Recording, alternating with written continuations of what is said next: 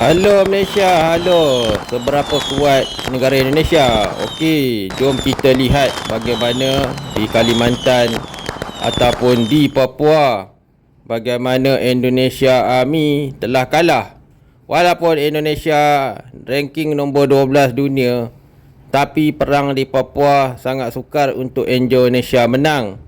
Ini kerana askar Indonesia penakut, kata responder daripada United Nations.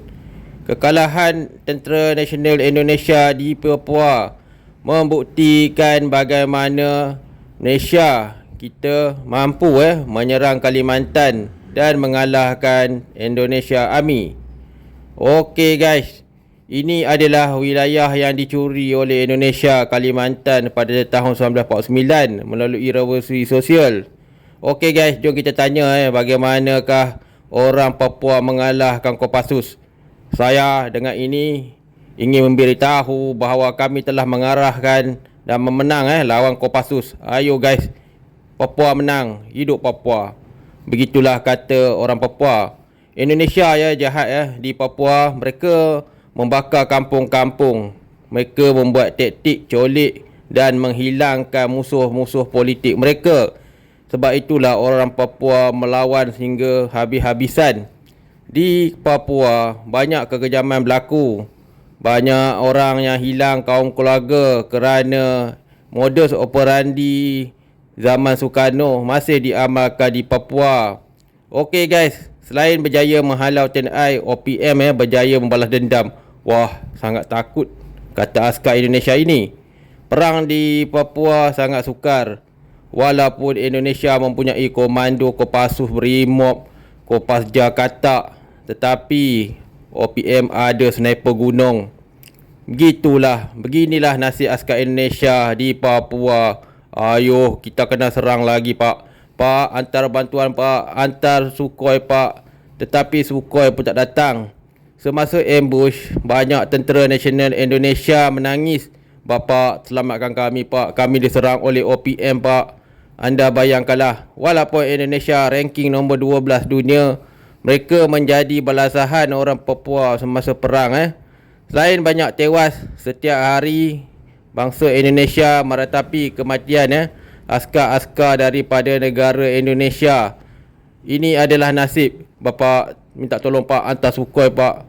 Taktik Indonesia ialah mereka tidak mahu membantu askar mereka perang, dan ramai dibiarkan mati. Okey guys, mari kita dengar apa kata OPM. Kami telah berjaya menguasai 2/3 Papua. Selain itu, banyak NGO meminta askar Indonesia supaya berundur daripada Papua, kerana Papua pun mereka kalah. Bang, cepat lari bang, cepat, saya takut. Beginilah, selain menangkap anak-anak Papua, mereka meminta anak-anak Papua ini menjadi perisi untuk Endon. Ramai anak-anak Papua tidak mahu lagi bersama dengan tentera Indonesia. Ya, kami tolak gencatan senjata dengan Tentera Nasional Indonesia. Selain menipu gencatan senjata, mereka menculik anak-anak kami dan mengugut kami. Tapi kami tidak takut. Begitulah kata pejuang-pejuang Papua. Sangat jahat Indonesia. Walaupun mereka buka sekolah, cikgu pun jadi spy Endon. Okey, ini adalah dermaga minyak ataupun emas milik Amerika yang dijaga oleh Indonesia. Sebenarnya Papua telah dipajakkan kepada Indonesia ataupun USA sejak zaman Sukarno. Okey guys, banyak askar Indonesia jadi killer selepas kalah lawan OPM.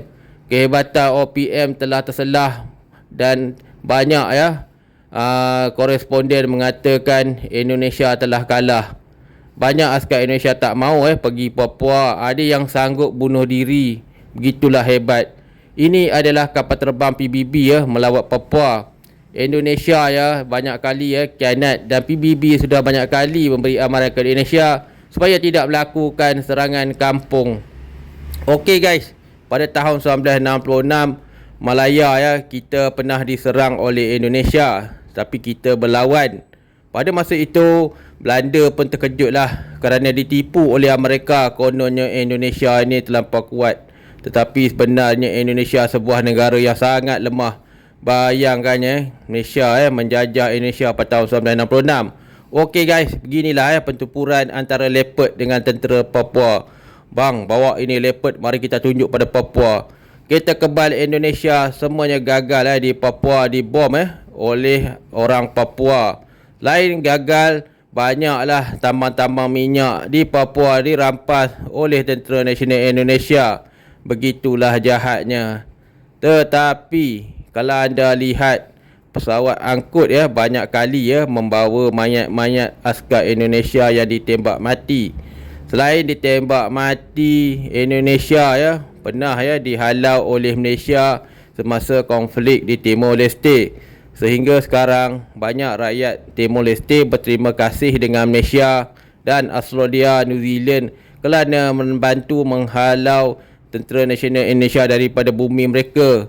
Inilah askar Indonesia di Timor Leste. Ya, jangan datang sini orang tempatan, kami akan tembak kamu. Jahat betul askar Indonesia. Okey guys, pembelian senjata-senjata Indonesia ini dibuat memang baru lagi lah. Mereka sebenarnya pada tahun 50, 60 memang sangat lemah.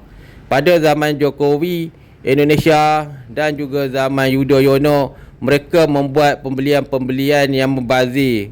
Dengan pembelian ini pun mereka tidak mampu menyerang Papua dan menghapuskan militan Papua dengan tank harimau, leopard, lepas tu Ginzal, produk Turki, Angka, Barakta. Tetapi mereka gagal juga menang berlawan dengan tentera-tentera di Papua. Malaysia kita biasa mengalahkan Indonesia kerana Indonesia ni gagal sejak 1979 mengalahkan Papua. Ini adalah rudekan yang letak di Kalimantan. Malangnya rudekan tidak dapat beroperasi jika hari hujan di Khatulistiwa. Jadi rudal ni memang tak tepat lah. Okey guys, 3 bulan aja kalau kita nak jajah Papua dan menghalau Indonesia. Tetapi malangnya orang Kalimantan masih tidak sedar diri bahawa mereka dijajah oleh Indonesia. Apapun, jika kita serang Kalimantan, kita akan menang. Hidup Malaysia.